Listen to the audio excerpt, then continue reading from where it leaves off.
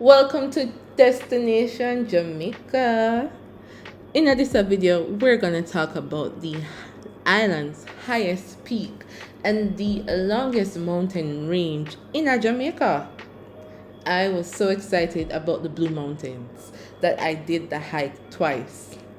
At 2,256 meters from the summit, it towers above our little and Talawa country, and both the north and south coasts of the island can be seen.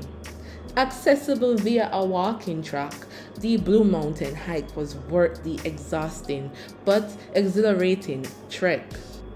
We are going to kick off this piece with some general info about the mountains, then we'll give you some tips, pointers, and so.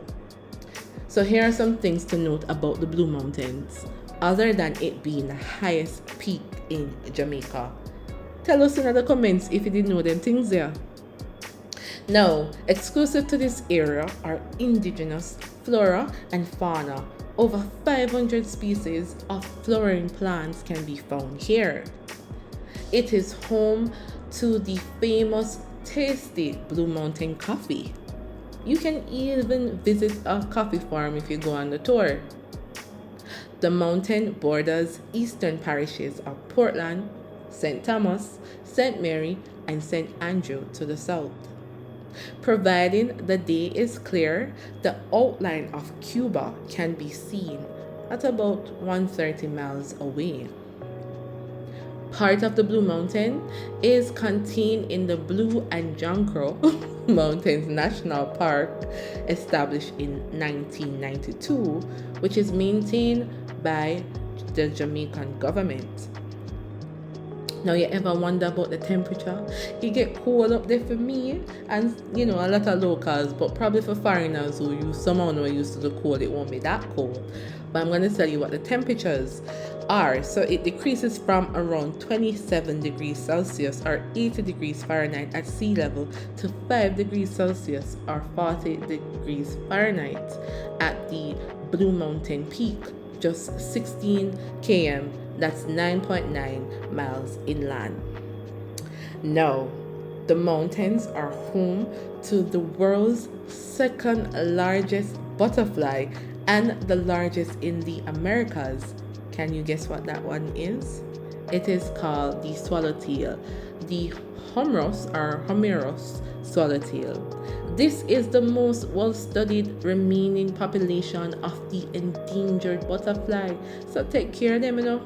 Also, you'll find the Jamaican coney, a type of hutia, and the Jamaican boa, so you can find them there. So, in past years, when Jamaica's economy was dominated by plantation slavery, sad days, some slaves escaped to the mountains to live independently, where they were known as.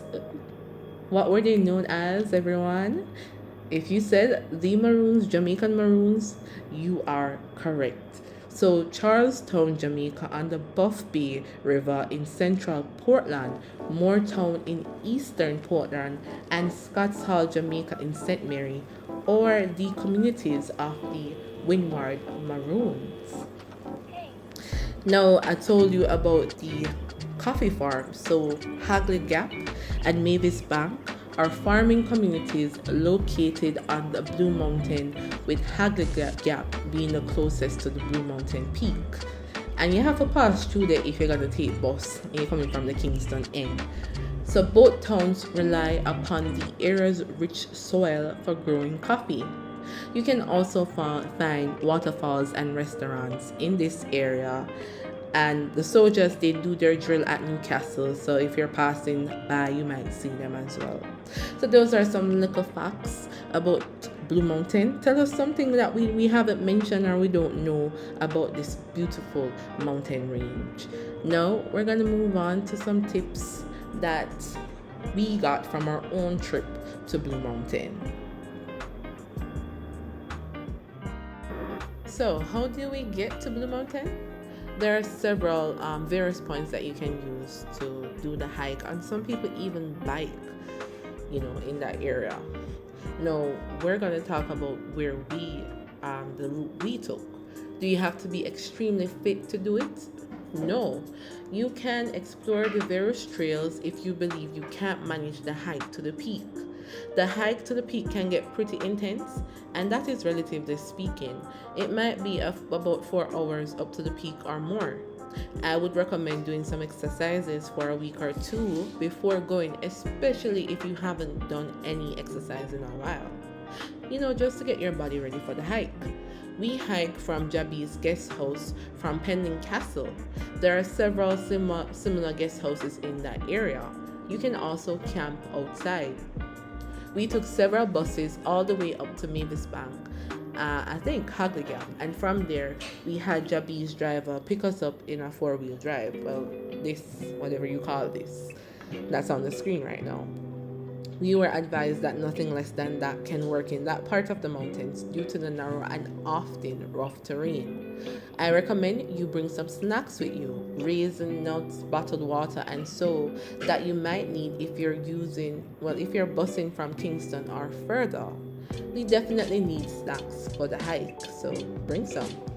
Some even brought whole meals. Some people them lunch, dinner, breakfast at the peak.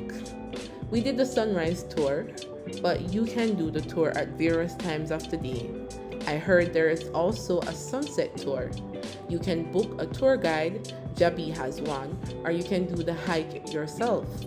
Some people have, but note that you essentially will be on your own once you are up in the mountains.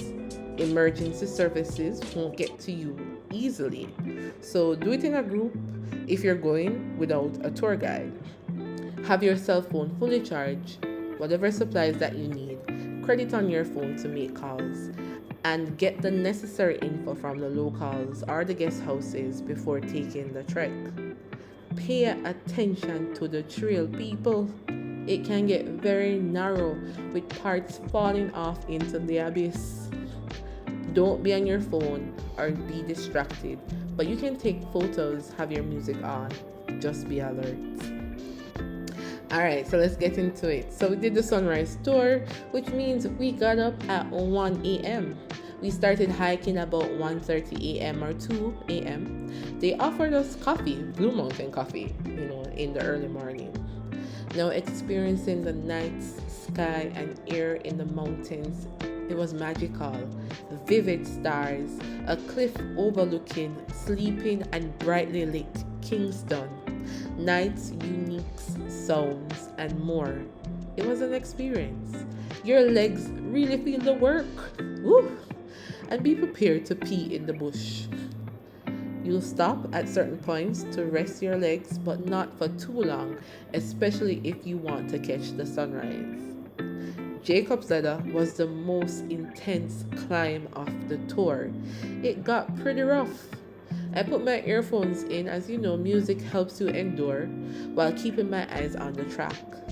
It'll feel longer than 4 hours, but when you get to the peak, you will be amazed, especially if you see the actual sunrise. It is not a guarantee though that you'll see it. If it's cloudy, it will miss you, but it's worth it nonetheless. Take it all in. You did it. We stayed at the peak for about 15 minutes or more, resting, taking photos, feeling high, literally, and connected with others. Then down we went. Well, actually, we started limping at this point because manual legs them did tired overwork. The hike down was slower and easier. We were greeted by some beautiful scenery, flora as we walked back. Seeing things in the daylight was a nice contrast to when we hiked up. The guide stopped at a spring to get some fresh water. I was like, as I looked around at all the natural goodness, this is how the Maroons lived, and some still live this way. Nice and natural.